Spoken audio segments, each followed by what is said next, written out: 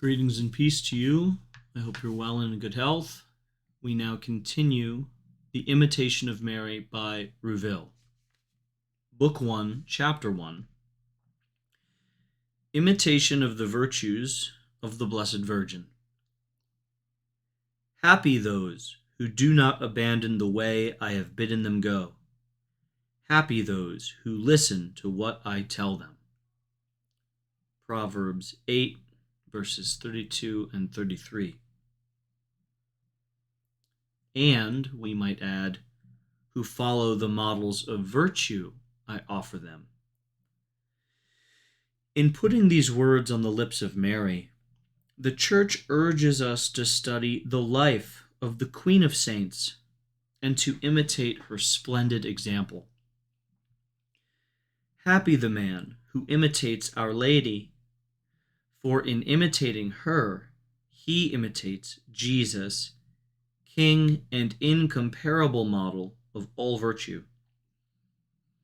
The Blessed Virgin's life contains lessons for everyone. If we study it, we learn how to live in prosperity and adversity, prayer and work, honors and humiliations. We shall never attain the perfection she brought to every action, but our perfection can be measured by our closeness to her. You claim to be the servants of Mary. Do you really want to become like her in her sublime holiness?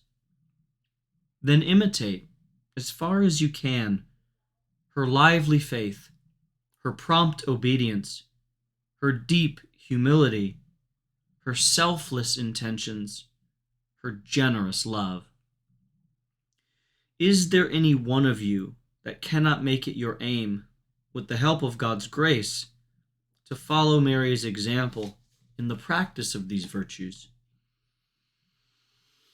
Without such imitation, your love for her will be a weak thing indeed, and you cannot expect to receive evident proof of her special protection. True enough, you recite daily prayers in her honor. You give external signs of your devotion to her. You belong to a society that is especially consecrated to her. And all this binds her to ask God for the saving graces you need. But if your devotion does not take you a step further and lead you to imitate her virtue, then your devotions will not save you. The Philistines took possession of the ark of the Lord and adorned it with their gifts. But the ark did not become a source of blessing for them, because they continued to adore their idols as before. O Queen of all the virtues, is it not fitting that one who loves you should do for you what he does for his friends in this world? We try to adapt ourselves to our friends' character and to make their likes and dislikes our own. Such adaptation leads to a union of hearts. In fact, we may say that where there is no likeness, there can be no friendship. Your heart, Blessed Virgin, is utterly humble, pure, submissive to God's will, and zealous for his interests. How can it be united in the bonds of affection to a heart that is pleasure-seeking, proud, unresigned to God's will, and without zeal for his glory?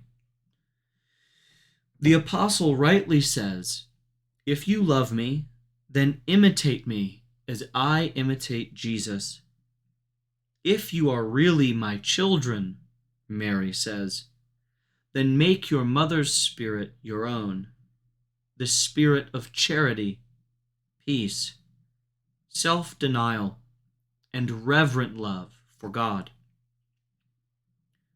Holy Virgin, from now on I will show you my loving devotion by imitating your virtues. There is no greater homage, no greater proof of love that I can give.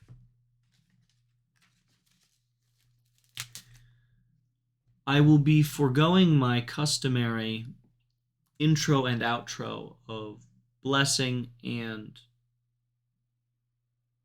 greeting and blessing, so that because the chapters are so short, so that if you were in the car or working and you have this playlist going, you won't constantly have to go through an extra 40 seconds, minute and a half worth of intros and outros just to get to the content. So if you miss the sign of the cross and the invocation of the Holy Ghost and all of the accoutrement that generally accompanies my videos, then please feel free to pause the video before it goes on and sing and invoke the Holy Ghost yourself, or play a hymn or hum or do some sort of offering. I hope that makes sense. May God bless you. May God love you. May God's peace be with you always. Please pray for me as I pray for you.